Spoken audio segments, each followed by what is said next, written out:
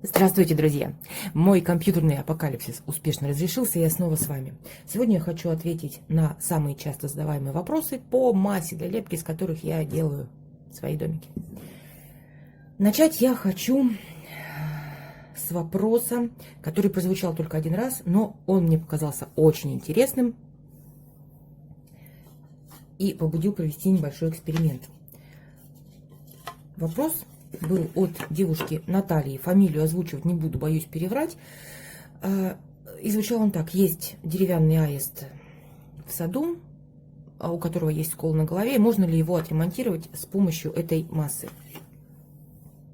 Звезда соскучилась. Что я сделала? Взяла две дощечки. Одна из них хорошо обработана, это называется наличник. И еще одну деревяшку, это просто дощечка от ящика, в которых привозят фрукты и овощи на рынок, и она не обработана совсем. Вот такая вот просто мохнатая. Дальше. Вот эту часть я обработала грунтовкой. Хорошей, концентратом. То есть это не тот состав, который продается по цене 150 рублей за 10-литровую канистру. Это концентрат. Дальше, естественно, не было обработано совсем. На вот этих вот лепешечках можно видеть такие трещинки. Произошло это почему? Потому что я просто положила шарик и придавила его. Естественно, при этом он немножко треснул. Что использовала? Вот такой канцелярский клей ПВА. Чуть позже я вам объясню, как вообще отличить хороший ПВА от так себе. Дальше. Что, собственно, сделала? Капельку на дерево, сверху шарик массы и вот придавила ее. Сейчас попробуем. Ну, прошло уже где-то около недели. Смотрим, что получилось. Вручную, строго говоря, это я пробовала оторвать, потому что, ну, вот это все равно, а вот это мне деревяшечка еще пригодится. Сейчас попробуем применить грубую силу. Ну, наверное, все-таки оторвется. В общем, держится она очень крепко. То есть, хоть и трудно, но она раскололась, но не оторвалась. Даже на необработанной древесине. Все. Наталья, вашего пеня, вашего аиста таки можно реставрировать. Если по нему никто не будет... Иди подбирай кум. Если аиста не будет никто стучать по голове, то, ну вот, на обработанной деревяшке заметно, что с грунтовкой все держится довольно прочно. Я ее смогла расковырнуть, но не смогла оторвать. Как определить, хороший ли клей? Берем какую-то твердую поверхность и делаем такую вот небольшую лужицу. И ждем, пока она высохнет. Конкретно эту лужицу я сейчас сотру, потому что здесь у меня уже эти испытания были. И смотрим. Вот я не знаю, что вам там будет видно, но...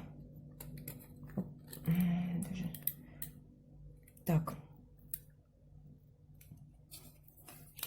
Вот это высохшая лужица клея, как раз очень неплохого. Мы с вами видим, что тут получилась такая вот пленочка, довольно гибкая, эластичная. Это означает, что в клее ПВА данной марки все хорошо с пластификатором. Даже порвать ее достаточно сложно. Это очень хорошо для нашей массы. Единственное, что конкретно вот этот канцелярский клей, он жидковат, и в него пойдет очень много сухих ингредиентов. Следующий у меня был клей, который даже не предназначен для приклеивания чего-либо. Он продается как пластификатор бетонных строительных растворов. Ну, какая-то пленочка есть. То есть какой-то пластификатор там все-таки присутствует в составе. Сейчас попробую побольше кусочек снять.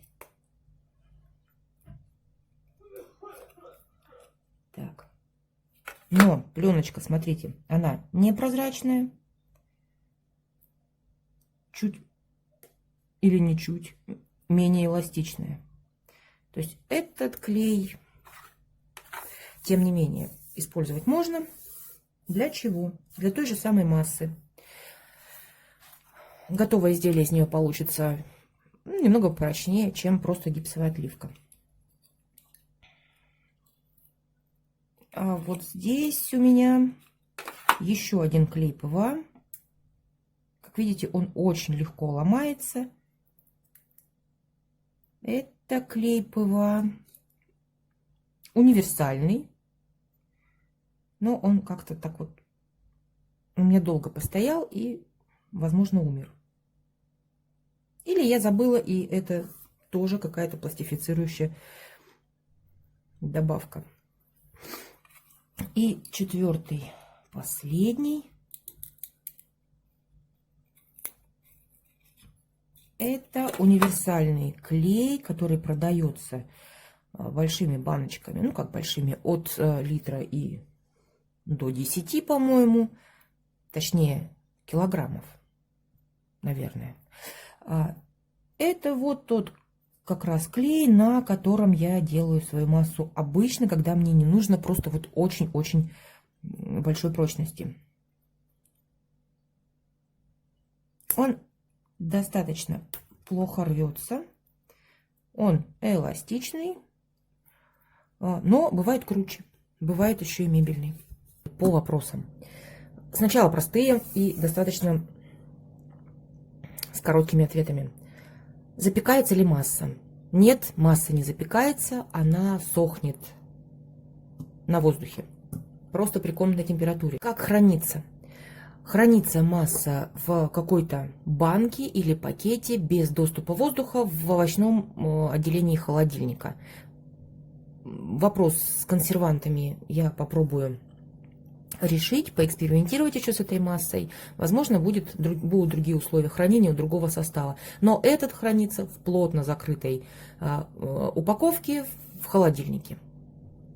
Время созревания массы. В видео я упомянула, что минимум 12 часов. Хочу уточнить, потому что многие не поняли этот момент. После 12 часов созревания масса пригодна для того, чтобы, например, сделать на шарике пустотелую болванку.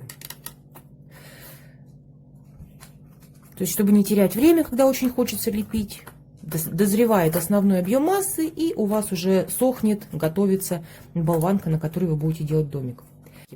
Масса иногда успевает созреть за сутки, но это не означает, что в ней закончились все процессы. Из нее уже можно иногда лепить, но это не совсем удобно может быть. Все тесты в видео я проводила именно на массе, которая провела в холодильнике 2 суток. Так, хранится, кстати, еще один вопрос по поводу, сколько хранится масса. Это может зависеть от типа шпатлевки. То есть обычно я использовала одну марку, и масса с ней у меня как-то выжила 2,5 месяца в холодильнике. То есть я ее просто достала, разломала на кусочки, сбрызнула немножко водой, подержала еще в закрытой баночке, и она снова стала пригодна для лепки. Вот домики в самом-самом первом видео на канале, они как раз из этой массы. Сейчас я использую вот эта вот серая шпатлевка, которая у меня есть. Ну, не выбрасывать же, да? С ней масса гарантированно хранится в холодильнике 3 недели.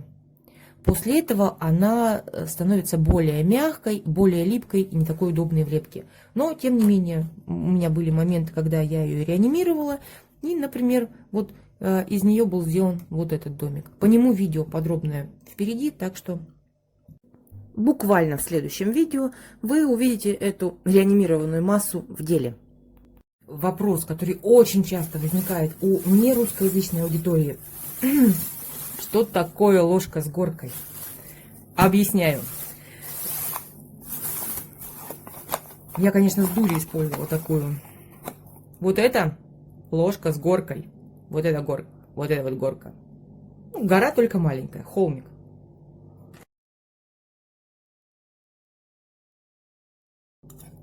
А как-то вот так, это ложка без горки.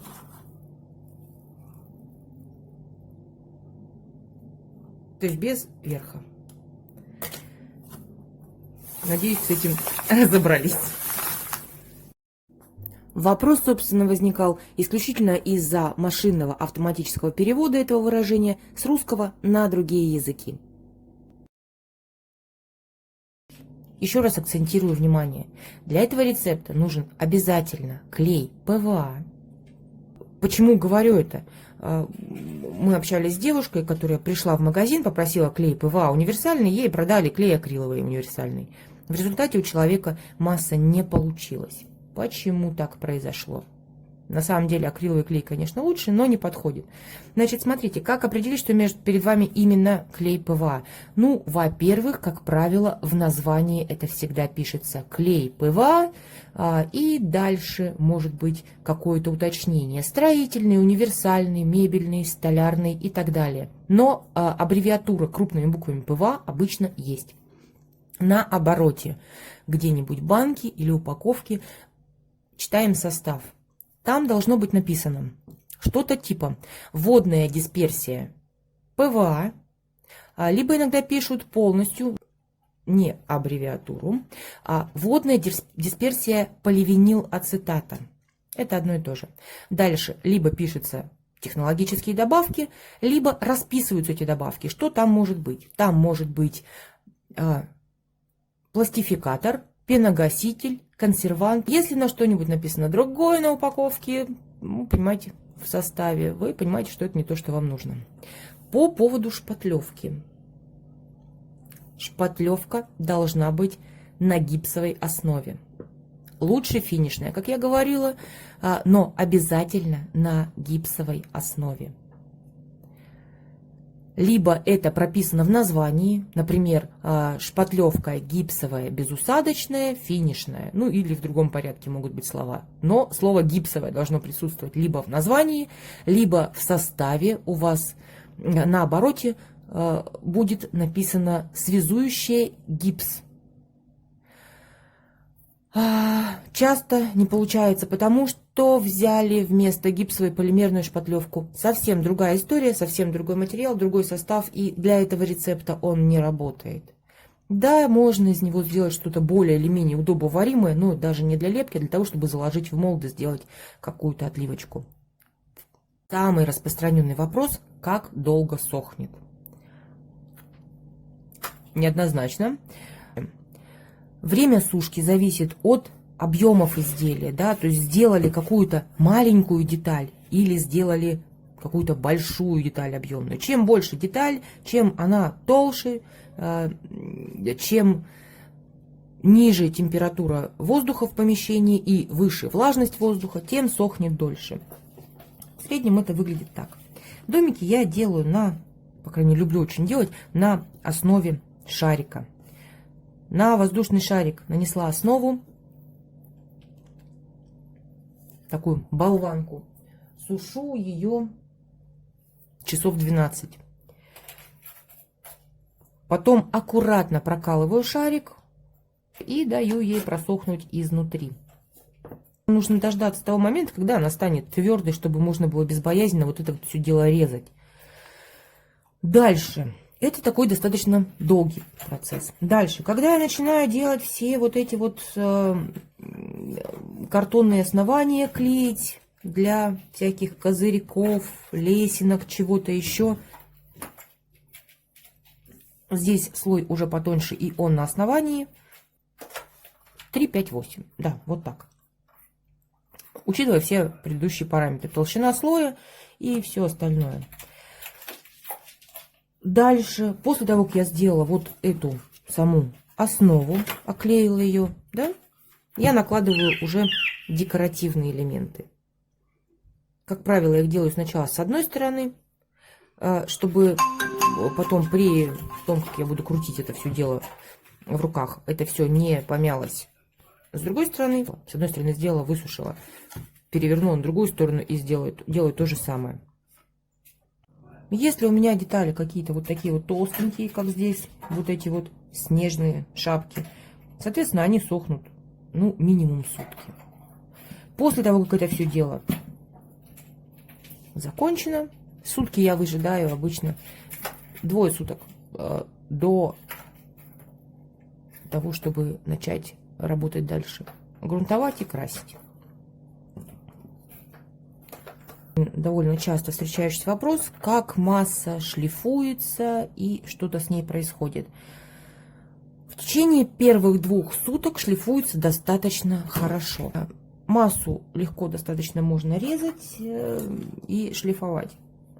После 2 суток масса начинает набирать окончательную прочность, и вот таких вот лезвий я угробила несколько на том, что подрезала вот все вот эти вот окошечки именно после недели, наверное, высыхания. Значит, смотрите, почему масса набирает прочность постепенно? Потому что здесь есть гипс. Важный момент. Мы очень часто забываем о том, когда берем какие-то строительные отделочные материалы, что кроме физического процесса испарения влаги и, следственно, высыхания, в этих материалах и в том числе в этой массе происходят химические процессы. Например, клей ПВА, он не просто высыхает, он полимеризуется. И, кстати, в отличие от высыхания, процесс полимеризации необратим. Точно так же и в гипсе, в цементе, где угодно происходят такие процессы. Сушить принудительно я бы не рекомендовала именно вот в силу этого. То есть гипс и гипсовые составы набирают прочность в течение 7 дней. Строители, например, заливая фундамент бетоном, накрывают его тряпкой влажной, какой-нибудь пленкой и сбрызгивают даже водой. Для чего? Для того, чтобы бетон не высох слишком быстро, и вот все эти химические процессы протекали в нормальной обстановке, скажем так. Так что имейте в виду, продержите болванку неделю, резать и шлифовать будет намного сложнее. Еще раз повторюсь, что прочность готового изделия, насколько оно поддается каким-то воздействиям, и в том числе и обработке, зависит от марки клея. Клей ПВА мебельный — это, как правило, если это не какая-то вот совсем подделка, клей приличной фирмы очень хороший, потому что у строительных материалов существует несколько категорий качества, и для того, чтобы попасть в категорию мебельный, клей проходит ряд тестов. И если он проваливает хотя бы один из них, он уходит в категорию ниже, то есть в универсальный. В универсальном там уже, конечно, разброс по характеристикам может быть намного больше. Поэтому, если вам нужна очень-очень прочная масса, берите мебельный ПВА. Тогда на выходе получается практически пластик. Все, следующий, видимо, будет вот этот домик. Сделан он на бутылочке от детского питания, точнее от детского сока, по-моему. Там уже будет подробно, что делаем, как красим и чем красим. Ну а на сегодня все. Не теряйте меня. Скоро увидимся.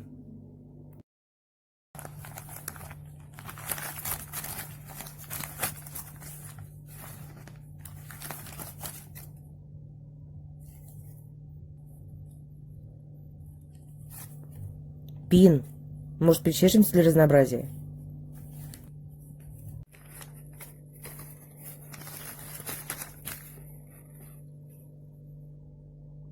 Ты сценарием недоволен?